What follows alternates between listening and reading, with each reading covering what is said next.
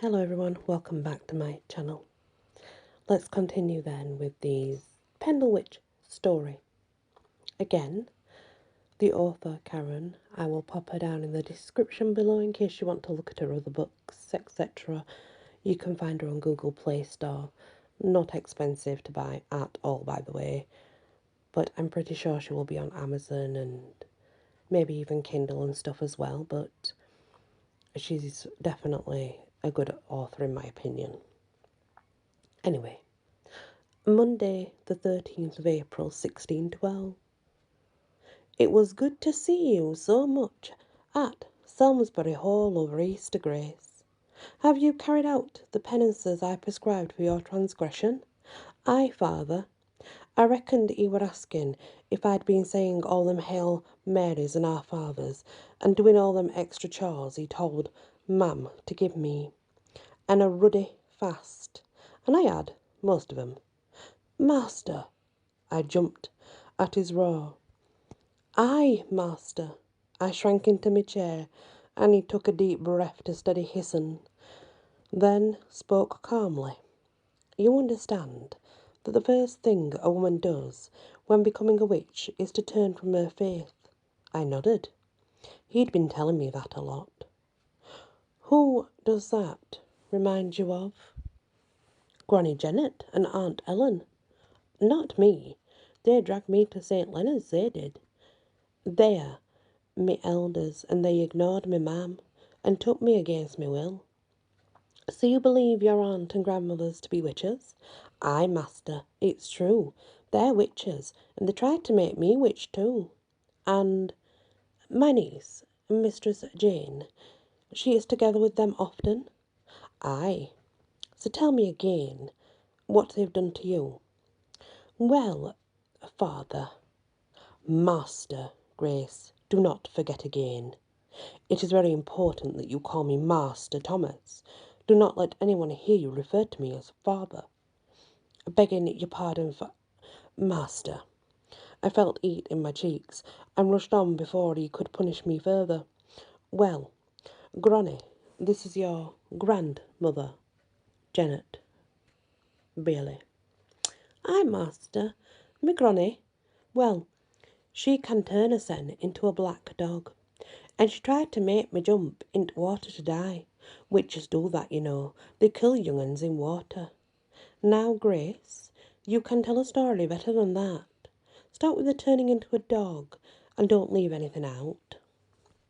I gulped, and a twinge pulled on me heart. I curled a lock of hair in my mouth, but took it out again right quick at his frown. This were Granny and Aunt Ellen's doing. If they hadn't made me go to their church, I wouldn't have had to have all these lessons with father since, and I've been working in fields, or sat here learning my prayers for more than a senate now. That's a week. A senate is a week. Having to watch Sarah Pickles and Stevie Armstrong go off together, giggling as they walked away from me. He were bound to go for her now, and it were all Granny's fault. Well, master, I'd been tormented and vexed by Granny and Aunt Ellen for years, I have. Aye, and old Do-Eyes do. Old Do-Eyes? Aye, she's a friend of Granny's. Half blind she is, and with a fearsome temper. Don't leave a cottage much now. The father waved his hand as if waving old Do-Eyes a sen away, though she were not here. Tell me what your grandmother has done. Well, a while back. How long is a while? I thought on it. Maybe a month. Are you asking me or telling me? It were a month past, master. I glanced up at him and he seemed happy with that, so I went on. Well, I passed Granny Janet on my way to Two Briggs to meet the ferry across the Ribble, and she looked like a sen, she did. And then I looked back, and she were a dog, a big black un. Any road, she leapt at me, knocked me off my side. She did. I fell, right hurt and all.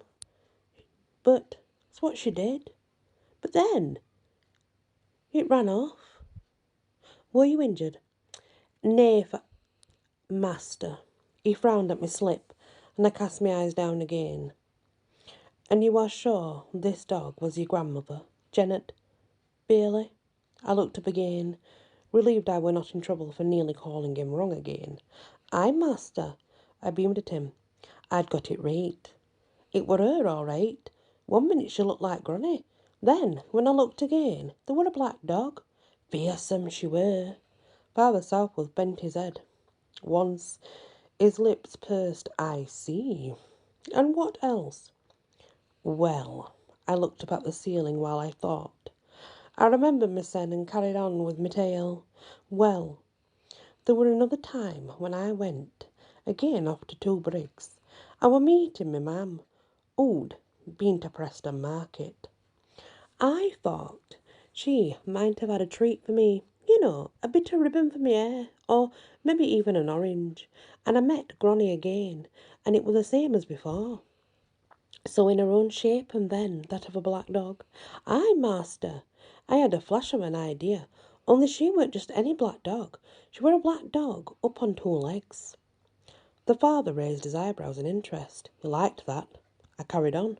Well, I weren't going to take her to me mam looking like that. So I went across fields with her chasing me till we came to a pond. Which pond? Int fields between our cottage and the river. A big one it is. Reeds and round all bank. The father nodded. He knew which one I was describing.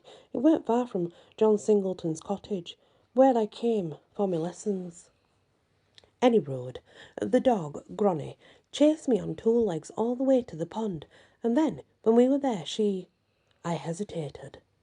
Yes, what did she do? She spoke to me. Still in the guise as a dog. What? The father sighed, then explained.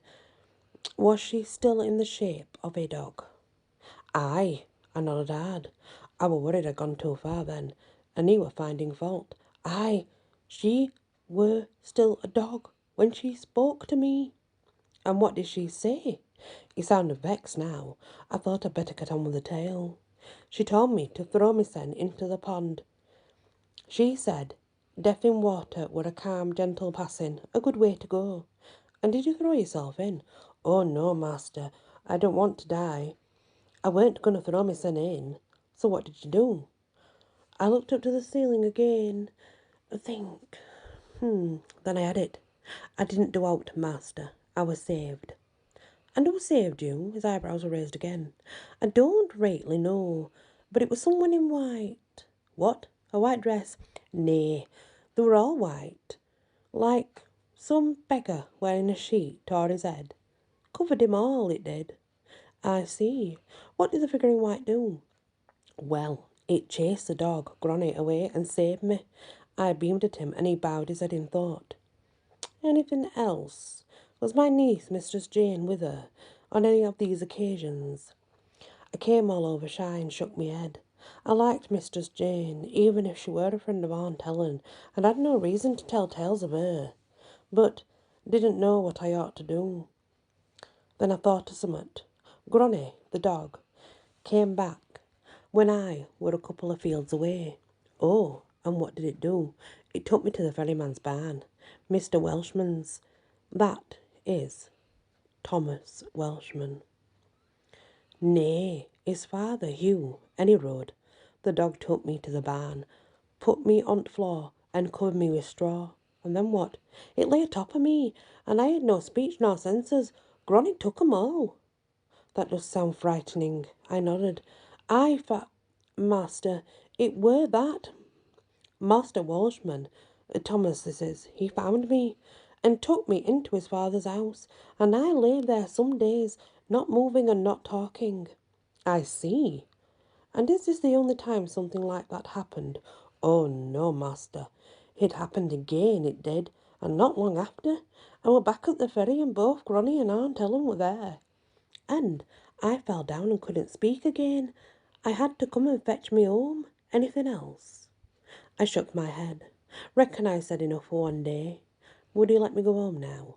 There was still time to catch up with Sarah and Stevie afore dusk, and the father had promised me some bacon to take home for supper. It sounds like good and evil have been fighting for your soul for some time, child. Being still and silent is the way you describe is most definitely a sign of possession. What? I stared at him in horror. Do not fear, child. It does not sound as though evil has yet worn out, and I shall not let it take you. You shall not become a demoniac. Not while I'm here to help you.